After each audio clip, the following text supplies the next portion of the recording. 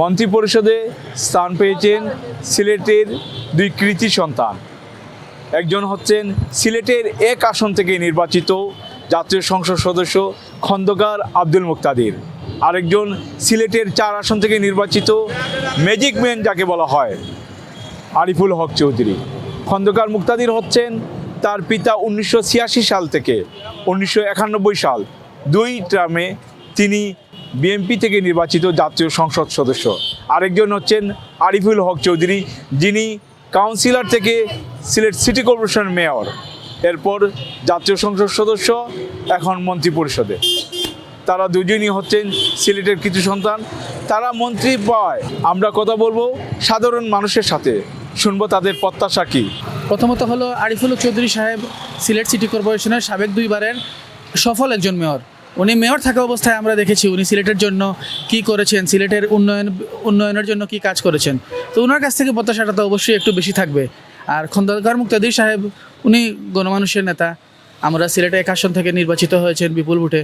তো আশা করছি তারেক রহমানের নতুন যে বাংলাদেশ গড়ার প্রত্যয়, উনি যে ভিশন নিয়ে দেশে এসেছেন, ইনশাআল্লাহ তার খন্দকার মুক্তাদির ভাইয়ের হাত ধরে সিলেটের মানুষ অনেক উন্নয়নের ছোঁয়া দেখবে, অনেক ধরনের নতুন কিছুর বিকাশ ঘটবে।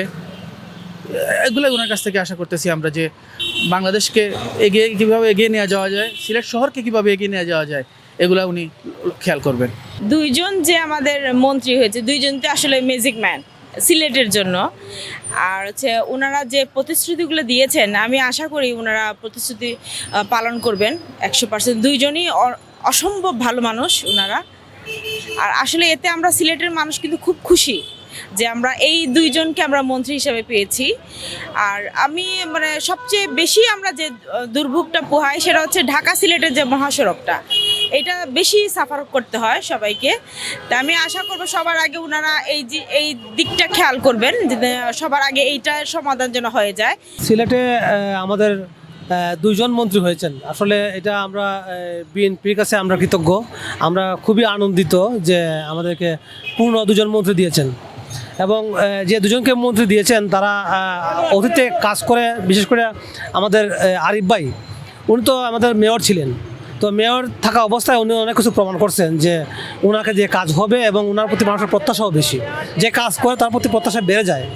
আর এদিকে হচ্ছে মুক্তাদির ভাই, উনি আমরা জানি উনি খুবই ক্লিন ইমেজ, এবং ওনার বাবার একটা রেকর্ড আছে খন্দকার আব্দুল মালিক সাহেব। উনিও ছিলেন এমপি ছিলেন এখানে সিলেটে 1-এর, এবং এটাও সম্মানিত আসন। তো এই আসনে উনি আমরা প্রত্যাশাও বেশি, অনেক বেশি প্রত্যাশা। আমাদের মূল প্রত্যাশাটা হচ্ছে যে সিলেটে আমরা দীর্ঘদিন ঢাকা সিলেটের যে হাইওয়েটা আছে, এই রাস্তাটা দীর্ঘদিন অবহেলিত। বিগত 17 বছরে আমি মনে করি যে সাইফুর রহমানের পরে সিলেটে কোনো উন্নয়নই হয় নাই।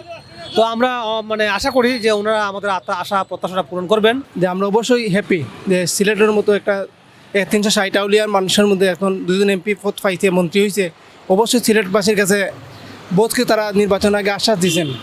এখন এগুলো বাস্তবায়ন করার করলে আমরা সিলেটের মানুষ সবচেয়ে হ্যাপি হইব।